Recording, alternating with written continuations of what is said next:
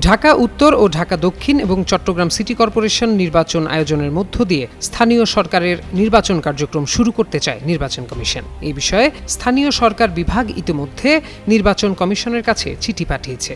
নির্বাচন কমিশন সূত্রে জানা গেছে, এই 3 সিটি নির্বাচন শেষে পর্যায়ক্রমে বাকি 9টি সিটি কর্পোরেশন এবং পাশাপাশি জেলা পরিষদ, পৌরসভা ও উপজেলা পরিষদ নির্বাচন আয়োজন করা হবে। 2024 সালের 5 আগস্ট সরকার পতনের পর মেয়র, চেয়ারম্যান ও কাউন্সিলরদের পদত্যাগের প্রেক্ষাপটে অন্তর্বর্তী সরকার 12টি সিটি কর্পোরেশন, 330টি পৌরসভা, 497 উপজেলা পরিষদ এবং 64টি জেলা পরিষদের জনপ্রতিনিধিদের অপসারণ করে।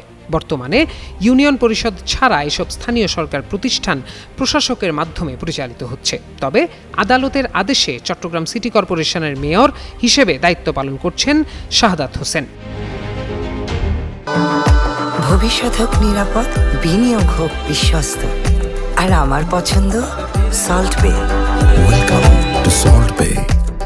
ইসি সূত্র জানায়, অন্তর্বর্তী সরকার দায়িত্ব নেওয়ার পরপরই স্থানীয় সরকার নির্বাচন আয়োজন নিয়ে আলোচনা উঠেছিল। সে সময় 3 বড় সিটি কর্পোরেশন ঢাকা উত্তর, ঢাকা দক্ষিণ ও চট্টগ্রাম সিটি কর্পোরেশন নির্বাচন আয়োজনের প্রস্তুতি নিতে চিঠি দেওয়া হয় ইসিকে। পরে অবশ্য বিএনপি সহ অধিকাংশ রাজনৈতিক দলের আপত্তির কারণে সংসদের আগে স্থানীয় সরকার নির্বাচন আয়োজনে সম্মতি দেয়নি সরকার।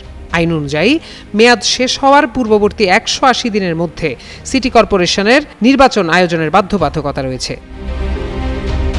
ঢাকা দক্ষিণ সিটি কর্পোরেশনের প্রথম সভা অনুষ্ঠিত হয়েছিল 2020 সালের 2 জুন। সেই হিসাবে গত বছরের 1 জুন এই সিটির 5 বছরের মেয়াদ পূর্ণ হয়েছে। ঢাকা উত্তর সিটি কর্পোরেশনের প্রথম সভা হয়েছিল 2020 সালের 3 জুন। এই সিটির 5 বছরের মেয়াদ শেষ হয়েছে 2025 সালের 2 জুন। এছাড়া চট্টগ্রাম সিটি কর্পোরেশনের প্রথম সভা অনুষ্ঠিত হয়েছিল 2021 সালের 23 ফেব্রুয়ারি। আইন অনুযায়ী এই সিটির মেয়াদ শেষ হচ্ছে আগামী 22 ফেব্রুয়ারি। এই 3 সিটিতে নির্বাচনের প্রস্তুতি সবচেয়ে জরুরি হয়ে পড়েছে বলে মনে করছে ইসি।